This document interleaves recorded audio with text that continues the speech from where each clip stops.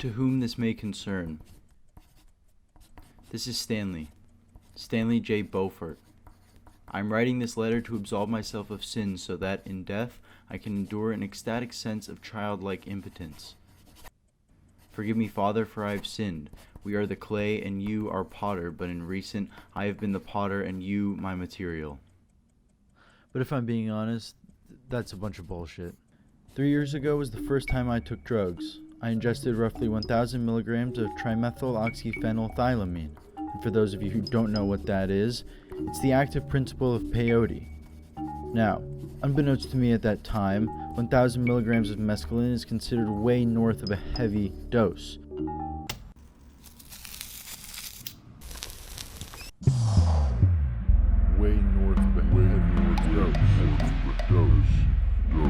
During my time with the drug, there was no foreplay, nothing to ease me in. I was simply fucked. However, there was one particularly fond moment I can recall from that night, when I attempted to reduce the divine right into a comprehensible thought. Consequently, I was tremendously unsuccessful, as I promptly burned my great-grandfather's Bible that was written in German. My great-grandfather was an advisor to Hitler during World War II, but his family name was Bergman, a name that my closest relatives not only scrapped when they came to America, but one they continued to tarnish, as my mother was quick to adopt the Jewish faith in order to hide her deeply genocidal Nazi roots. But in my opinion, I think I look a lot like him. It's only because of some bullshit taboo like a last name that people tend not to derive any relation between us. Dass wir nicht sind, Stadt und Land, nicht sind. I apologize. But what the fuck was I talking about? Right. Anyway, after becoming nothing short of a blasphemer, I became determined to reconcile the effects of the mescaline, and found that pattern and color occupied more of my concern than spatial relationships or having a will to exist. I was concerned with the most minute of details. To say that I was reevaluating the vitality of life's most impotent objects would be an understatement. And after some time, I found that it was no longer of value to sympathize with the mundane complacency of life.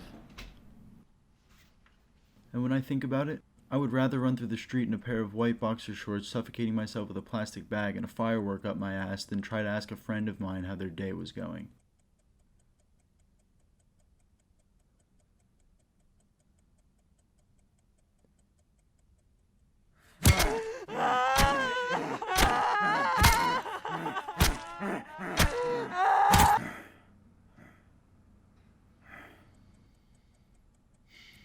Now, I consider myself to be a relatively cookie-cutter kind of guy, but my one run-in with murder is probably worthy of discussion.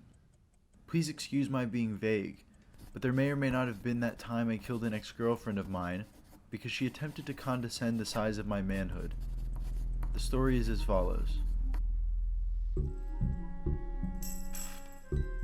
After our brief yet tumultuous falling out, I knew she had planned to move out of the city, but I didn't know where. I tried her number, but the voicemail system came directly from her provider saying the line had been dead for weeks. I tried her Facebook. Nothing. I tried a postcard. Still nothing. I thought about hiring a PI, but that was too noir for me. Yet, it was at my grandmother's house that I found my answer. In the fucking yellow pages, which had her listed as a resident of Westchester County.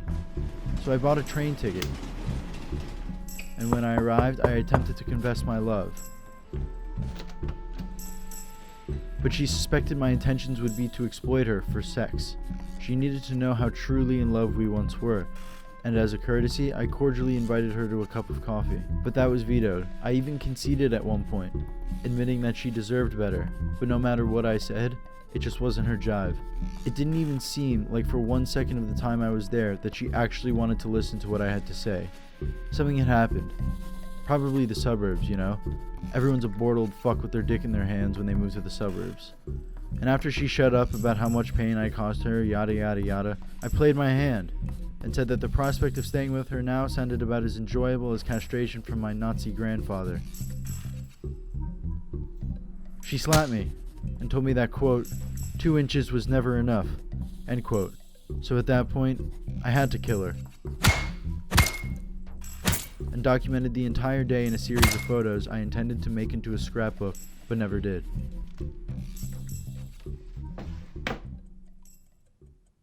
To conclude this note, I figure it'd be half decent of me to address my family. About a couple weeks ago, my mother decided that I should go with her to visit a local monument. It was of a Holocaust survivor, Anna Bergman, who had escaped Auschwitz with the help of a high-ranking Nazi officer. She was the youngest sister of one of Hitler's highest-ranking advisors, Gunther Bergman, my great-grandfather. The lying prick was actually a Jew, and the Bible I'd burned he had bought just to fit in amongst the Reich. Now, despite my mother's refusal to acknowledge our family history, I know deep down she's got some pride reserved for her great-grandfather. And you know, in that moment, I tried to have a heart-to-heart with my mother. But bottom line is, she didn't know when to shut the fuck up. And I stared at that fucking statue for hours. But all I could think about was having been lied to, controlled, manipulated, groomed to believe in preordained symbols of freedom when in fact I've spent my entire life being programmed, pumped full of propaganda. One would think that an oxymoronic existence like my own would free oneself of expectation, offer some profound cultural purview, or even prevent one from conforming to averageness. But I'll never live to know what it feels like to think objectively, to be truly free. If I've come to learn anything, my life has merely been a series of contradictions, an inconsequential blip, a terrific lie. So you know what? Fuck you, Mom. Some things you just don't need to know.